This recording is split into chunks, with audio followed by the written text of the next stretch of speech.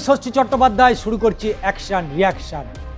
কলকাতার বাড়িতে সিআইডি হানা, ওদিকে দিল্লিতে বসে থাকা প্রাক্তন মুখ্যমন্ত্রী তৃণমূল সুপ্রিমো মমতা বন্দ্যোপাধ্যায় সরাসরি ছুটে গিয়েছিলেন সোনিয়া গান্ধীর বাড়িতে। সোনিয়া গান্ধীর সাথে তার আজকের নয় প্রায় 4 দশকের সম্পর্ক, বেশি হবে তো কম হবে না। রাজীব গান্ধী দেশের প্রধানমন্ত্রী থাকাকালীন সোনিয়া গান্ধীর সাথে মধুর সম্পর্ক ছিল মমতা বন্দ্যোপাধ্যায়ের, আজও সেই মধুর সম্পর্ক রয়েছে।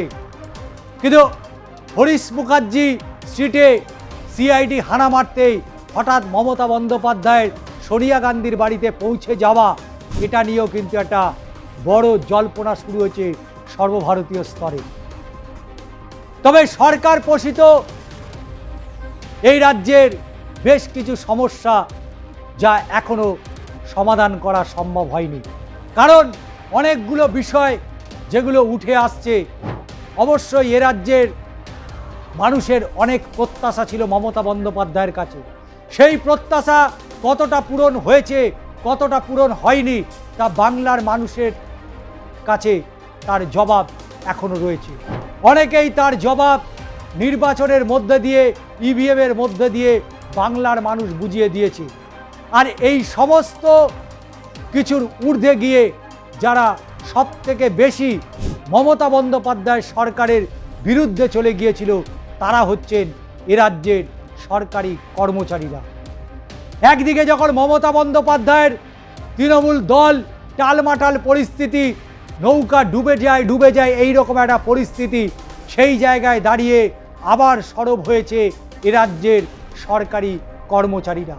তাদের দীর্ঘদিনের যে দাবি, তাদের দীর্ঘদিনের যে অধিকার, সেই অধিকার কতটা ফলপ্রসূ হলো, সেই অধিকার তারা কতটা ছিনিয়ে নিতে পারলেন। তারা সুপ্রিম কোর্টে গিয়েছিলেন, তারা কলকাতা হাইকোর্টে গিয়েছিলেন, তারা গিয়েছিলেন স্টেট অ্যাডমিনিস্ট্রেটিভ ট্রাইব্যুনালে।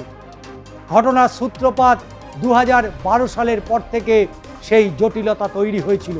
সেই দিন থেকে বছরের পর বছর ধরে সরকারি কর্মচারীরা তাদের যে দাবি ছিল সেই দাবি কতটা পূরণ করতে পেরেছিলেন বিগত দিনের মুখ্যমন্ত্রী এবং বর্তমানের মুখ্যমন্ত্রী। তো আজকের ভিডিওটি অ্যাকশন রিয়াকশানে অবশ্যই আমরা তুলে ধরব এমন কিছু বিষয়, যে বিষয় কয়েকদিন আগেই মীমাংসা হওয়ার একটা চূড়ান্ত পরিস্থিতি তৈরি হলেও সেই মীমাংসা কতটা হলো, সরকারি কর্মচারীরা কতটা থলে করে নিয়ে তাদের সেই বকেয়া টাকা ঘরে নিয়ে পৌঁছতে পারলেন, তাদের অ্যাকাউন্টে কত টাকা ঢুকলো, তাদের দীর্ঘদিনে মমতা বন্দ্যোপাধ্যায়ের বিরুদ্ধে যে লড়াই তারা চালিয়েছিল এবং সেই লড়াইয়ে অবশ্যই সরকারি কর্মচারীদেরকে একবার হলেও মমতা বন্দ্যোপাধ্যায়কে কুর্নিশ করা উচিত। কেন কথা বলছি? সরকারি কর্মচারীরা এই ভিডিওতে অনেক তাদের বক্তব্য মতামত জানাবেন, কারণ মমতা বন্দ্যোপাধ্যায় যদি আপনাদেরকে সেই নোটিশ যদি করত যে সরকারি কর্মচারী, সরকারি পদে থাকা কোনো কর্মীরা সরকারের বিরুদ্ধে, সরকারের পলিসির বিরুদ্ধে কোনো প্রতিবাদ যদি করেন তাহলে চাকরি থেকে হাত ধুতে হতে পারে, কিন্তু মমতা বন্দ্যোপাধ্যায় আপনাদের সাথে সেটা করেনি। আপনাদের বিরুদ্ধে সরকারি কর্মচারী হওয়ার পরেও আপনাদের বিরুদ্ধে কঠোর কোনো পদক্ষেপ গ্রহণ করেনি। তাই তো কলকাতার রাজপথ হোক, হরিশ মুখার্জি হোক, হরিশ চ্যাটার্জি স্ট্রিট হোক, আপনারা মিছিল করেছেন, আপনারা বক্তব্য জানিয়েছিলেন। এটা মমতা বন্দ্যোপাধ্যায়ের মুখ্যমন্ত্রী থাকাকালীন এটা আপনারা করতে পেরেছেন, কিন্তু আজকে কি করতে পারবেন? আজকে কি সেই বাধার মুখে আপনাদের পড়তে হবে? এই প্রশ্ন অবশ্যই আপনাদের কাছে রইল। তাই আজকের এই অ্যাকশন রিয়াকশানে অবশ্যই আমরা বলবো সরকার পোষিত কর্মীদের বকেয়া দিয়ে কবে হবে, কবে পাবেন তাদের সেই দীর্ঘদিনের সাংবিধানিক যে অধিকার, সেটা যে তাদের দয়ার দান নয়, সেই সাংবিধানিক অধিকার তারা কবে পেতে চলেছে, কবে তাদের অ্যাকাউন্টে, কবে তাদের হাতে গিয়ে পৌঁছবে সেই তাদের সাংবিধানিক অধিকারের সেই মহার্ঘ ভাতা। সরকার পোষিত কর্মীদের বকেয়া ডিএ কবে? প্রশ্ন এখন কোটি টাকা। মুখ্যমন্ত্রী মুখ্য সচিবকে চিঠি দিয়েছেন সংগ্রামী যৌথ মঞ্চ। গত সপ্তাহে মুখ্যমন্ত্রীর সাথে বৈঠকও করেছিল সংগ্রামী যৌথ মঞ্চের আধিকারিকরা। মুখ্যমন্ত্রী মুখ্য সচিব তারা চিঠির কতটা উত্তর দিলেন? সুপ্রিম কোর্টের নির্দেশে রাজ্য সরকারি কর্মীদের একাংশ বকেয়া ডিএর তারা পেয়েছেন। অবসরপ্রাপ্ত কর্মীদের একাংশের অ্যাকাউন্টেও ঢুকেছে সেই টাকা। তবে সরকার পোষিত কর্মী অর্থাৎ স্কুল, কলেজ, পুরসভা কর্মরতরা এখনো পর্যন্ত কোনো টাকা পাননি। অবিলম্বে সরকার পোষিত কর্মী ও অবসরপ্রাপ্তদের বকেয়া ডিএ মেটানোর আর্জি জানিয়ে মুখ্যমন্ত্রীকে চিঠি দিয়েছেন রাজ্যের মুখ্য সচিব মনোজ আগরওয়ালকে চিঠি দিয়েছেন সংগ্রামী যৌথ মঞ্চ। সেই মঞ্চের দেওয়া চিঠি কি উত্তর পেলেন তারা? কবে তারা পাবেন সেই টাকা? দীর্ঘদিন ধরে রাজ্য সরকারের কর্মীরা কেন্দ্রীয় হারে ডিএর দাবি জানিয়ে আসছেন। এই নিয়ে মামলা গড়িয়েছে দেশের শীর্ষ আদালত পর্যন্ত। শীর্ষ আদালতের এই ডিএ মামলা নির্দেশও দিয়েছিল, কিন্তু তৎকালীন রাজ্য সরকার পাল্টা আদালতে আর্থিক পরিস্থিতি জানিয়ে সময় চেয়েছিল।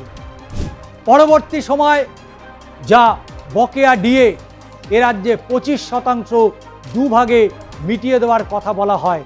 সরকারি কর্মীদের একাংশ সেই টাকা পেয়েছেন, কিন্তু অবসরপ্রাপ্তদের একাংশ কিন্তু তারা পেয়েছেন। তবে সরকার পোষিত সংস্থার বর্তমান অবসরপ্রাপ্ত কোনো কর্মী কোনো টাকা পাননি। ফলে ডিএ আন্দোলন এখন শহীদ মিনার ময়দানের নিচে চলছে। এরই মাঝে বর্তমান মুখ্যমন্ত্রী শুভেন্দু অধিকারী সঙ্গে তারা বৈঠক করেছেন এবং সেই বৈঠকে অনেক কিছু উঠে এসেছিল, কিন্তু বৈঠকের পর অনেকটা সময় কেটে গিয়েছে। সেই বৈঠকের পর সংগ্রামী যৌথ মঞ্চের আহ্বায়ক ভাস্কর ঘোষ জানিয়েছিলেন বৈঠকের পর তারা সন্তুষ্ট। বকেয়া ডিএ নিয়ে সুপ্রিম কোর্টের রায় অক্ষরে অক্ষরে পালন করার আশ্বাস দিয়েছেন রাজ্যের মাননীয় মুখ্যমন্ত্রী শুভেন্দু অধিকারী। শীর্ষ আদালতের নির্দেশ মেনে বকেয়া ডিএর 25% মেটানোর আশ্বাসও তিনি দিয়েছেন। এই নিয়ে কাজ শুরু করতে মুখ্য সচিব অর্থ সচিবকে নির্দেশও দেন মুখ্যমন্ত্রী। তবে ভাস্কর ঘোষ আরও জানিয়েছেন এরিয়ার শতাংশ নিয়েও মতনৈক্য ছিল। এ নিয়ে ফের বৈঠকের আশ্বাস দেওয়া হয়। তবে সেই বৈঠক 7 দিনের মাথায় মুখ্যমন্ত্রী এবং মুখ্য সচিবকে চিঠি দিলেন আন্দোলনকারীরা চিঠি দিলেন তাদের দাবি অবিলম্বে বকেয়া যে সকল কর্মীরা ডিএ পাননি অবিলম্বে তা মিটিয়ে দেওয়ার আশ্বাস দেওয়া হয়েছিল। তবে প্রতিশ্রুতি অনুযায়ী এখনও তা পূরণ করতে পারেনি সরকার। আন্দোলনকারীদের দাবি অবিলম্বে ডিএ দিয়ে দেওয়া হোক। যদি তারা সময় মতো না পান, ডিএ না পান, তাহলে ভাস্কর ঘোষরা কি করবেন?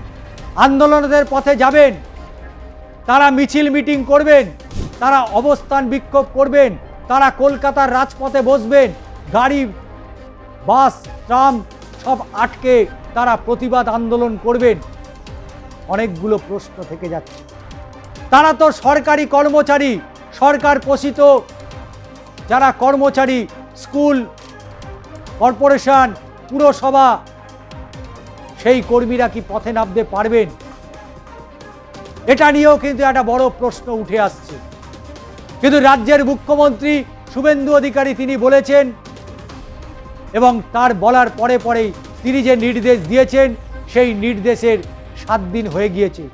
তাই সংগ্রামী যৌথ মঞ্চ তারা মনে করছে যে রাজ্য সরকারি কর্মচারীদের দীর্ঘদিনের তাদের যে দাবি, সেই দাবি নতুন সরকার তা পূরণ করতে পারবেন, সেই আশায় তারা বুকও বেঁধেছেন। কিন্তু বুক বাঁধলে কি হবে? কেন সংগ্রামী যৌথ মঞ্চের পক্ষ থেকে আরও খানিকটা সময় দিলেন না? সংগ্রামী যৌথ মঞ্চের পক্ষ থেকে আরও খানিকটা সময় কি দেওয়া যেত না? সবে তো সরকার এসছে, 1 মাস হয়েছে সবে মাত্র। এই 1 মাসের মধ্যে রাজ্য সরকারি কর্মচারীদের এই বিপুল পরিমাণের টাকা সরকার কিভাবে জোগাড় করবে? সরকারে আসার পর সরকারের বিভিন্ন দপ্তরের দায়িত্ব এখনো পর্যন্ত মন্ত্রীরা নিয়ে উঠতে পারেননি। এরই মধ্যে চিঠিটা দেওয়া সঠিক কাজ হয়েছে?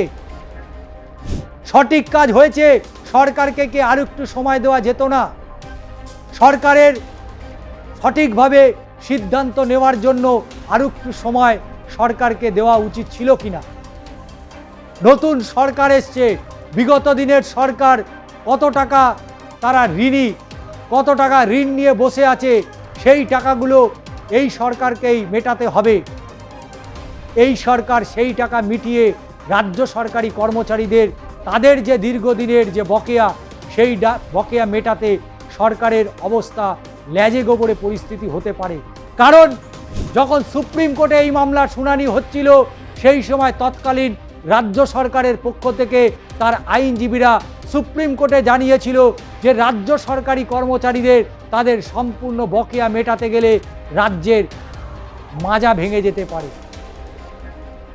তাহলে সুপ্রিম কোর্টে যদি তৎকালীন সরকার এত কথা বলতে পারে, সরকার নিজেই জানে তাদের ভাণ্ডারে কত টাকা রয়েছে। কারণ খেলা মেলা নিয়ে যেভাবে সরকার চলেছে 15 বছর, সেই খেলা মেলা করতে গিয়ে সরকারের যে কোষাগার, সেই কোষাগার, সেই ভাণ্ডার আজকে শূন্য হয়ে দাঁড়িয়েছে।